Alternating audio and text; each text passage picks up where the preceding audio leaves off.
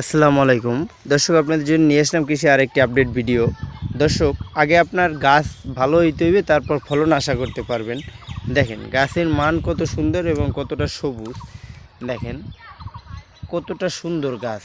আগে গাছ আপনাকে সুন্দর রাখতে হবে, তারপর কিন্তু ভালো একটা ফল আপনি আশা করতে পারেন। আপনি এখন যদি দেখেন যে ফল, এই দেখেন গাছে কিন্তু ফল চলে আসছে ইতিমধ্যে। অনেকটা দেখা যায়, অনেকটা দেখা যায় না। গাছে কিন্তু ভালো একটা ফল চলে আসছে। আশা করি প্রতিটা গাছে ভালো একটা ফল আসছে।